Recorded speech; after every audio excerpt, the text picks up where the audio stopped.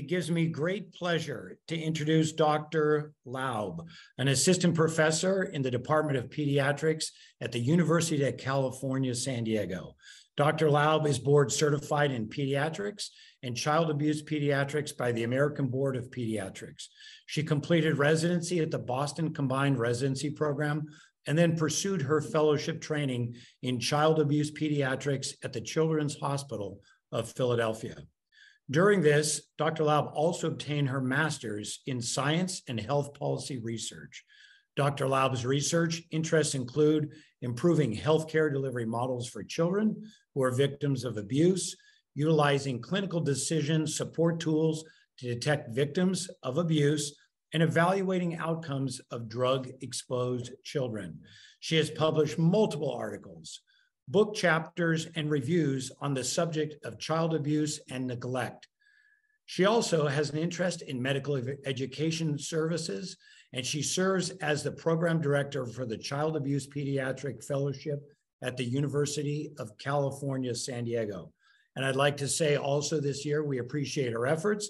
She led a public information campaign bringing about awareness about the dangers of children ingesting marijuana edibles and THC-infused gummies in San Diego County. It is my pleasure to introduce Dr. Natalie Laub.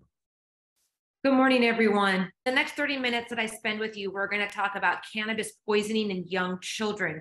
We're going to go over trends that we're seeing both nationally and locally. We're going to go over the treatment they receive in the emergency room. And then we're actually going to go over a little bit of the response by frontline clinicians and child welfare services. An area that is understudied and no one is really looking at yet is what happens to these children who test positive. And we're talking young children, children under the age of 5, who test positive for cannabis. Ethical questions are swirling in the community. Should these children be reported to law enforcement and child welfare services? If these families are reported, what happens to these families? Are reports substantiated?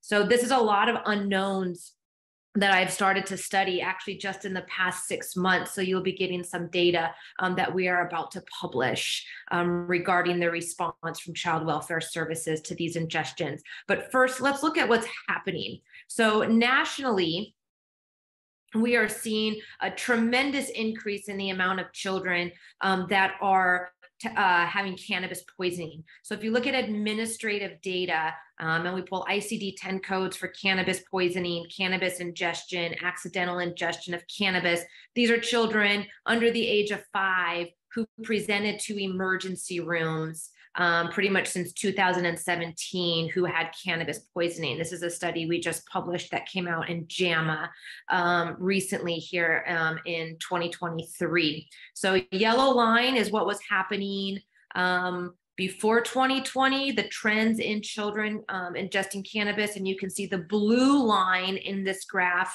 is after May of 2020, the number of children who are ingesting cannabis and having cannabis poisoning. Again, these are children under the age of 5. And this is data from the 50 largest freestanding children's hospitals in the country. This is about 10,000 children that we looked at. Locally, and then we'll get to our local data in a second. And what are they getting into? So edibles make up the majority of ingestions in young children. And so these are 2 studies that came out in pediatrics and then one in toxicology journal showing that pediatric edible consumption is pretty much now leading the way for what type of products, what type of THC products children are getting into. They're getting into food and candy that looks like normal, everyday products that that they do not identify as dangerous. So locally, what are we seeing here? Children less than 5 years of age locally are also mirroring our national trends.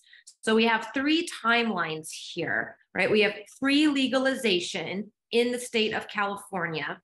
We have post-legalization in the state of California.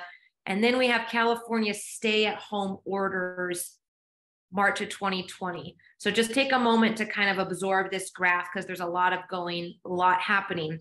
We can also see The green arrow, the green bars are San Diego County per capita cannabis sales. So prior to recreational legalization, we were only seeing a handful of children under the age of 5 having cannabis poisoning, right? We don't even get more than 10 in a year. Post legalization, we see a bump, right? We see kind of the post legalization bump in that middle bracket there, and then things kind of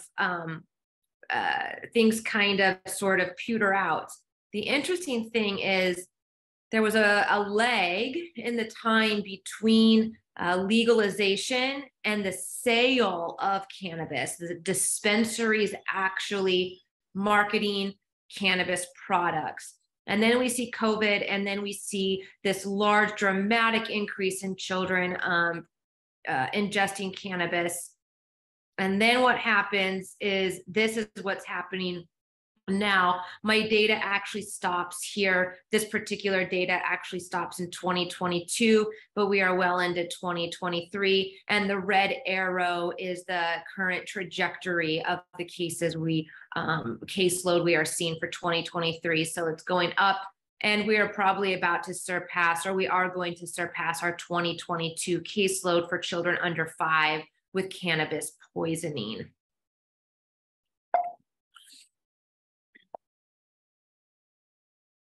So here is local data for children between the ages of 6 to 12. I was looking at all drugs. If anyone's interested in other drugs, such as fentanyl, cocaine, opiates, our team here is studying all comers, all ingestions in children. But I circled what cannabis is, what's happening in cannabis. And again, we are seeing the trend go up. I added the 2022 into 2023 data. So both in ages less than 5, right, which is this graph, and then in our 6 to 12 age group, we are seeing dramatic increases in cannabis poisoning. I do not study personally teenagers. The questions I ask are different questions. I'm looking at children who accidentally eat cannabis products that they are mistaking for everyday household foods. That's called unintentional ingestions. Teenagers, as we know, over 12, if you look at the data, 12 and under, most kids 12 and under are not intentionally seeking out cannabis products. However, once you get to over the age of 12, then you start getting into the intentional ingestions, right? They're still children, right? But they're teenagers. And so that is a different type of study question, right? And while we are seeing dramatic increases in teenagers intentionally seeking out cannabis products, these again are children who have accidentally ingested cannabis unknowingly. So where are children getting cannabis products? If you look at our data, 87% of ingestions are in the form of some sort of candy edible that was in their home. So 67% of children get it in their own home. 14% of children get it in some sort of relative's home or someone they know. Some children allegedly find it in a park. And then we had a handful of children that actually got into cannabis at church. I do not know which church it was. We didn't actually collect that granular of data. But who are the users? So mostly the mothers, the fathers, friends, unknown or other relatives. We put unknown when there were multiple people in the house that identified as the user. So we could not say it was definitely the mother, definitely the father, or an older sibling, right, an adult sibling.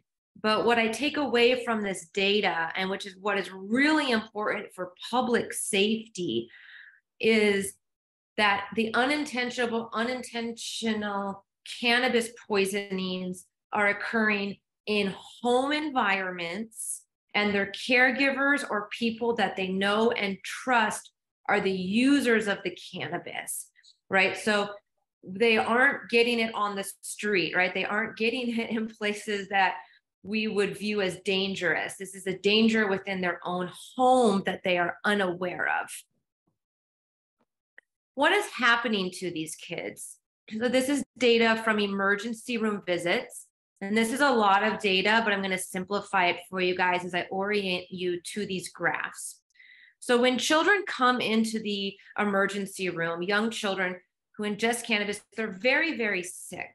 Almost 60% of our population, which was composed of hundreds of children that came into the Rady Children's Hospital emergency room, 60% needed hospitalization. So they needed to go either to the ICU or they needed to be hospitalized to just their inpatient ward. So cannabis in children, unlike in adults, there's no sleeping it off, right? There's no feeling kind of high and just being okay. These kids start to get very sick. They vomit, they get dehydrated, they have seizures, they have cardiac arrhythmias, their hearts start to beat funny. They actually can stop breathing. And so it is very scary for a child who has ingested cannabis. Now, this was a really interesting part of our study because we found dramatic differences in actual treatment or care that kids got if their parent came in and said, our child ingested our cannabis product versus the parent came in and says, I don't know what's wrong with my child. Something is really wrong with them. And the parent gives no historical clue that there was cannabis in the home. So I'm going to point out some arrows here. Blood work. So children do get blood work if they've ingested cannabis. However, when a parent comes in to the ED and said, he got into my gummies, he's acting really sick, only about 50%, between 40 and 50% of the children get blood work versus 95% of the children, the cohort who came in with a parent who said, my child's acting funny, but did not say there was cannabis in the home, got needle sticks, got blood work. If you look at lumbar punctures, so a lumbar puncture is an invasive test where a needle goes into your spine. Children get lumbar punctures when they have unexplained altered mental status, unexplained seizures, or there's concern for meningitis, a significant infection in their brain. No children in the group where the parent came in and said they got into cannabis, they're seizing, they're vomiting, they're acting funny, they're not making sense. No children got a lumbar puncture in that group versus almost 10% of the children in the group. The only thing that was wrong in the group that says other chief complaint is they ate cannabis. Nothing else was wrong with them. They didn't have meningitis. They didn't have sepsis. They didn't have tumors. They didn't have anything, but they got lumbar punctures because the ED staff did not know what was wrong with them because no one said my child got into cannabis. If you look at head CTs, so head CTs have a significant amount of radiation, right? If you get a head CT, why does a child need a head CT? Children get head CTs if they have altered mental status, if they're acting really ill, if they're seizing, if they're lethargic, right? If we don't know what's wrong with them. In the ingestion group, where we knew they had an ingestion, only a handful got head CTs.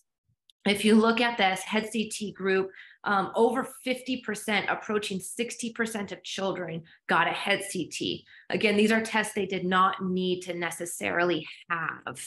And then finally, are we filing CPS reports? So interestingly, if you ask me, a child abuse pediatrician, our standard of care is that all children who have cannabis poisoning, who accidentally got into cannabis, a report should be filed with Child Protective Services, and I'll get into that data in a second. We were less likely to file a report, our hospital was less likely to file a report with Child Protective Services if the parent came in and said they accidentally got into my cannabis versus the other chief complaint group. Eventually, we figured out those children had gotten into cannabis. Eventually, we knew all of the children in all of these, in both columns, had ingested cannabis, and nearly 100% of those children had a report filed. So that's really interesting, right? So one thing we've tried to do at Rady is if we think back to that graph that I had where I showed pre-legalization reports, pre-legalization positives for cannabis, legalization positives, and post-COVID, we actually, unfortunately, were very biased in our report filing. So we didn't always file reports on children who were white. If you were white and you got into cannabis, you were less likely to have a report filed on you than if you were an underrepresented minority group. So we call that bias, right? There's a lot of implicit bias in medicine. That could be a whole other lecture. And we find bias in medicine occurs when a person, a doctor, a nurse, a clinician, a nurse practitioner, physician's assistant, or someone says, I have a suspicion of something based on their perception of the family. Now, we know that a lot of effort has been made to decriminalize cannabis, and it's very important, I think, to make sure when we're talking about cannabis, especially ingestions in children, that everyone is being treated the same, right? That we are not biased in who we're reporting and what we're reporting. Meaning, if two babies come in and they both test positive for cannabis, both should be filed with Child Protective Services. We shouldn't file on one because we get a weird feeling about the family and not file on the other because we think the family's lovely. So now I say, unfortunately, prior to us instigating protocols at our hospital for reporting, so here's our Child Welfare Services reporting. So prior to this is a lot of this data is from prior to reporting. If you look at Child Welfare Service outcomes, the top this is all positive encounters for different drugs. I've circled cannabis. So cannabis on the top line, we report, hold on, I'm gonna move this here. Okay. So the yellow thick bar at our institution, if you look over the past 10 years since I've been collecting data, we've reported about 65% of cannabis positive children, right? These are young children. These are all the kids who are under the age of 12. I will say since 2020, we have gotten a lot better because we have instilled policies and protocols to reduce the bias in reporting so that all children, no matter what, it's standard of care. If you test positive for cannabis and you're under 12 years old, a report is filed with Child Protective Services. So now that we've standardized our reporting policies and practices, we have found that there is no longer differences in race or perceived socioeconomic status in who we are filing reports on. But this is the interesting data that I was telling you guys about, how we don't really know what's happening because, again, if you look across the country, there are mixed opinions on whether we should file a report on children who ingest cannabis, especially in states where it's legal. But I think there's some really interesting things about this data. So the top, again, of the cannabis encounters, of the 65% we reported, we were able to link those patients with Child Welfare Services data. So Rady Children's Hospital has a linked data set with the San Diego County Child Welfare Services. So we can look at those children and we can see where their prior reports for abuse and neglect filed, where their future reports filed, and what happened to those children. So what we see here is that 40% of the population that came in and tested positive for cannabis had a prior case with Child Protective Services for abuse or neglect. So that's a really interesting signal that 40% of the children who ultimately went on to test positive for cannabis, they ultimately found cannabis at some point in that child's life. 40% of those children, CWS Child Protective Services, Child Welfare Services, whatever you want to call it, had already been involved in their life for a prior report of abuse or neglect. Then if you look at the bottom row, this is what's happening. So CPS, Child Protective Services, there's a few options that can happen when a report is filed. The report can be unfounded, the report can be indeterminate, or the report can be substantiated. For a report to be substantiated, there has to be more likely than not evidence that abuse or neglect was occurring. So this is really interesting because in our cannabis population, in this particular population, which was 200 children, 44% of those cases were substantiated for neglect. So CWS is substantiating neglect when children are testing positive for cannabis. 8% received services, and about 8% actually were placed out of the home. So placed right, they were removed from their parents' home after testing positive for cannabis. This is the only study ever done of this kind. No one else has ever looked at this. Because this is the first study, it's really hard to know how to interpret it. We're going to need to follow these over time.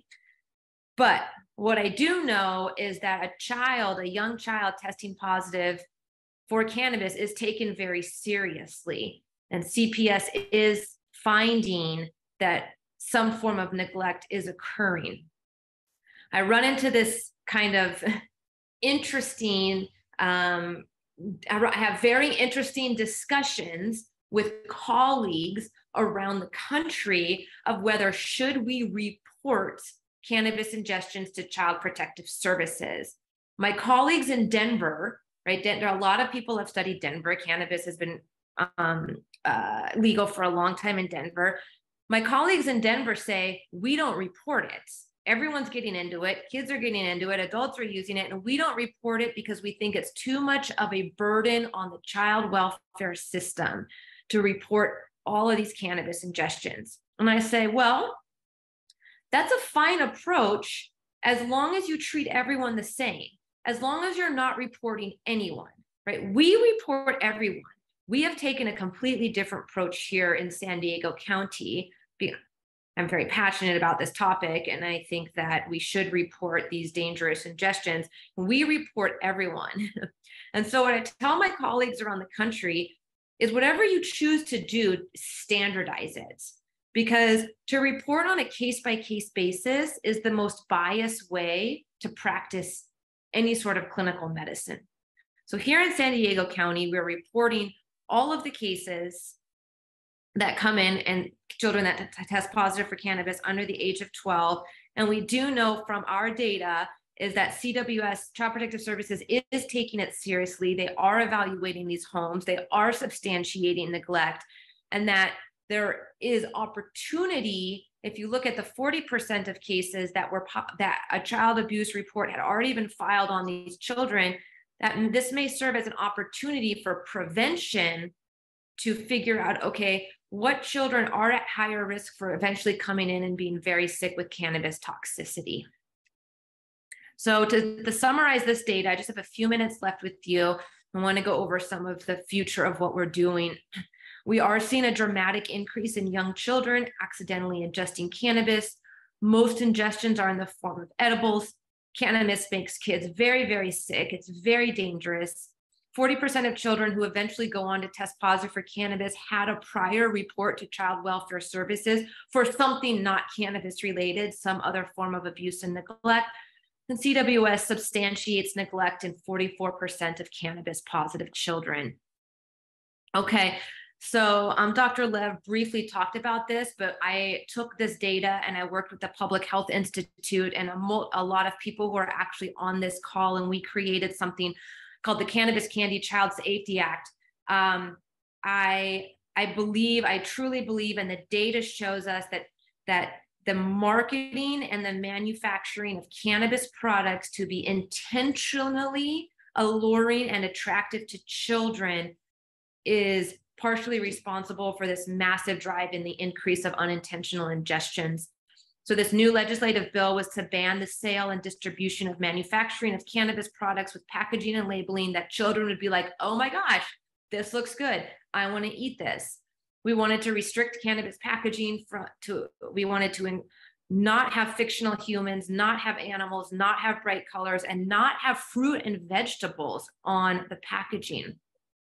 So how do you make a buzz about this? Well, we did a lot of advocacy and we went to the media, and I wrote too numerous to count op-eds, commentary, cannabis industry is poisoning our kids, an article I wrote for the San Diego Union Tribune, Rady Children's Hospital seen alarming number of children under 5.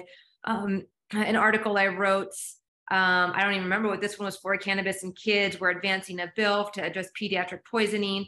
Another article that we wrote, Cannabis and Kids. Another article, why does California allow cannabis edibles to look like kids' snacks, right? So we went on a media blitz for about 6 months. We went on the news. I was on the NBC, CBS, NBC again, Fox News, going to all these press conferences, talking about all of this, right? So we went above and beyond our team to really get it out there that this bill was happening, that cannabis is dangerous for children, that they are ingesting it. So this is the timeline of what happened. On April 18th, our bill passed the Assembly Business and Assembly, I don't even know, I can't see what I'm saying, Assembly Business vote. On May 18th, it passed the Assembly Committee on Appropriations. On May 25th, it passed the Assembly floor vote 61-0. So it unanimously passed the Senate Assembly floor, and then it passed the California State Senate 23-10 on September 10th of 2023. We were all like cheering. We were like, yeah. And then it landed on Governor Newsom's desk. And then unfortunately, he vetoed the entire bill on October 10th of 2023. This is a press conference that came out the day after that was labeled Child advocates dismayed by Governor Newsom's veto of bill to address child cannabis poisonings. This was my quote. The governor vetoes bill is heart-wrenching. I've seen hundreds of children become violently ill because they made an understandable and preventable mistake by ingesting something that was attractive. There's no excuse to allow marketing of an intoxicating drug that can kill a child as their favorite candies, snacks, or cartoons. This was an evidence-based solution to the growing cannabis poisoning problem I have witnessed firsthand. So 3 days later, after Governor Newsom bans the bill, multiple third graders here in San Diego became critically ill and hospitalized in the ICU at Rady Children's Hospital after a child brought gummy worms to school that he thought were just regular gummy worms, and they each had 400 milligrams of cannabis per edible, and one of the children almost died.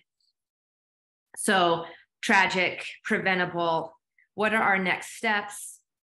So our next steps are, we are continuing to work with community partners. This is me speaking at a press conference in Coronado recently about the dangers of cannabis. So speaking to the school systems, creating a video series with the Department of Education, and I don't know, to be determined, maybe we'll try again with another bill. So that is all the time that I have with you. I'm sorry, I'm 2 minutes over. You can contact me if you have questions. Our research is ongoing. We're continuing to look at this data and seeing what we can do to help keep kids safe.